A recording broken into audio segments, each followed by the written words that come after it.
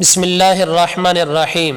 ناظرین کرام، آج کی اس گفتگو کا عنوان ہے حضرت سیدنا عثمان ذو النورین رضی اللہ تعالی عنہ کے اوصاف۔ میرے اور آپ کے آقا صلی اللہ علیہ وآلہ وسلم کے تمام صحابہ عموماً اور خلفائے راشدین خصوصاً انسانی عظمتوں کے وہ مینارہ نور ہیں جن سے قیامت تک کی آنے والی نسلیں رشد و ہدایت حاصل کرتی رہیں گی۔ یوں تو حضور کے تمام صحابہ ہی آسمان ہدایت کے ستارے ہیں، لیکن اللہ تعالیٰ نے جن خصوصیات سے حضرت عثمان رضی اللہ تعالی عنہ کو ممتاز کیا وہ انہی کا حصہ ہے۔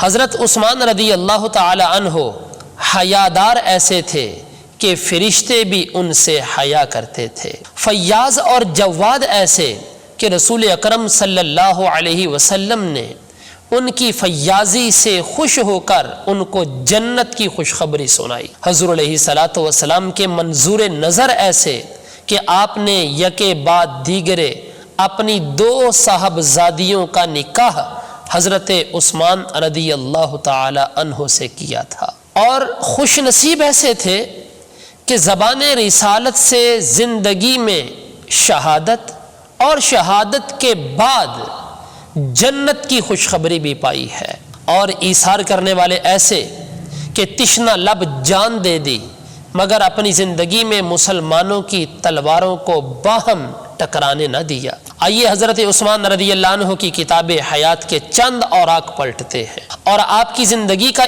جمالی جائزہ آپ کے سامنے پیش کرتا ہوں۔ آپ کا نام ہے عثمان، ابو عمر اور ابو عبداللہ یہ آپ کی کنیت ہے۔ ذو النورین آپ کا لقب ہے۔ ذو النورین کے معنی ہوتے ہیں دو نوروں والا۔ میرے آقا اعلی حضرت فرماتے ہیں، نور کی سرکار سے پایا دو شالہ نور کا، ہو مبارک تجھ کو ذو النورین جوڑا نور کا۔ آپ کا سلسلہ نسب پانچویں پشت میں جا کر کے نبی پاک علیہ السلام سے جا ملتا ہے، اور حافظ ابن حجر عسقلانی رحمۃ اللہ علیہ الاصابہ کے اندر لکھتے ہیں، حضرت عثمان رضی اللہ تعالی عنہ کی نانی حضور علیہ السلام کی سگی پھوپھی تھیں، اس لحاظ سے بھی نبی پاک علیہ السلام سے آپ کی رشتہ داری قائم ہے۔ حضرت عثمان رضی اللہ تعالی عنہ کو حضور علیہ السلام نے متعدد بار جنت کی خوشخبری سنائی تھی، اس کے باوجود خوف خدا کا عالم یہ تھا، جب کبھی کسی قبر کے پاس سے گزرتے تو آپ کی مبارک داڑھی آنسوؤں سے تر ہو جایا کرتی تھی۔ کسی نے آپ سے اس قدر گریا کے بارے میں پوچھا تو آپ رضی اللہ تعالی عنہ نے فرمایا، قبر سب سے پہلی منزل ہے، اگر اس میں کامیاب ہو گئے تو اگلی ساری منازل اس میں بندہ کامیاب ہو جائے گا۔ باوجود مال و دولت کی فراوانی کے ہمیشہ زاہدانہ زندگی اختیار کی۔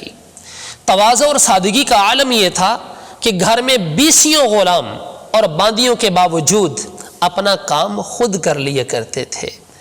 رات کو تہجد کے لیے اٹھتے اور وضو کا سامان خود ہی مہیا کر لیتے، کسی خادم کو جگانے کی زحمت نہ دیتے۔ رسول اللہ صلی اللہ علیہ وآلہ وسلم سے بے حد پیار تھا۔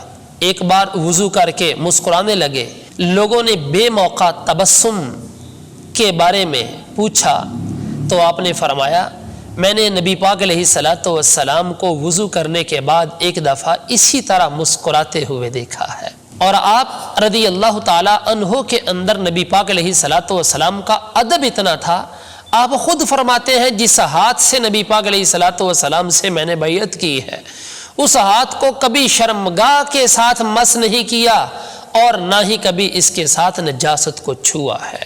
نبی پاک صلی اللہ علیہ وآلہ وسلم ایک دفعہ فتنوں کے بارے میں ارشاد فرما رہے تھے تو حضرت عثمان رضی اللہ تعالی عنہ کی طرف اشارہ کر کے کہا کہ یہ فتنوں میں مظلوم شہید کیا جائے گا۔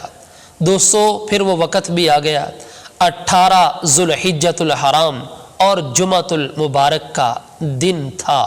2000 باغیوں نے حضرت عثمان رضی اللہ تعالی عنہ کے گھر کا محاصرہ کیا ہوا تھا، اور چند بلوائیوں نے، چند باغیوں نے آپ کی دیوار پھلنگ کر کے آپ کے اوپر حملہ کر دیا اور ذوالنورین رضی اللہ تعالی عنہ کی شمع حیات بجھ گئی۔ اور اس وقت آپ قرآن پاک کی تلاوت کر رہے تھے، آپ کے خون نحق کے قطرے فَسَيَكْفِيكَهُمُ اللَّهُ وَهُوَ السَّمِيعُ الْعَلِيمُ اس آیت مقدسہ کے اوپر گرتے ہیں۔ دوستو میں یہ بتانا چاہوں گا، یوں تو اسلام کے ہر دور میں لوگ شہید ہوتے رہے، ان شہداء میں سے کسی کا خون احد کی گھاٹیوں میں گرا، کسی کا خون بدر کے میدان میں گرا، اور کسی کا خون کربلا کی سرزمین میں گرا، مگر سلام ہو تمہارے خون پر اے عثمان، جو خون گرا ہے تو قرآن کے اوراق پر گرا ہے۔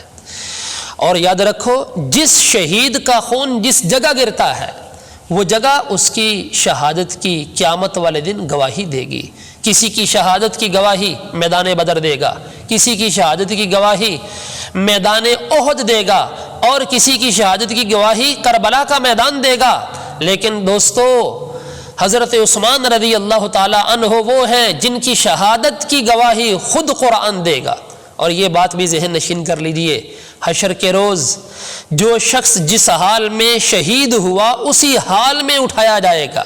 کوئی شہید حالت احرام میں اٹھایا جائے گا، کوئی حالت سجدہ میں اٹھایا جائے گا، اور سلام ہو تمہاری عظمتوں پر اے عثمان کہ تم میدان حشر میں اللہ کا کلام پڑھتے ہوئے اٹھائے جاؤ گے۔ دعا ہے اللہ رب العزت ہم سب کو حضرت عثمان رضی اللہ تعالی عنہ کی برکتوں سے مالا مال فرمائے۔ آمین۔ وما علینا الا البلاغ۔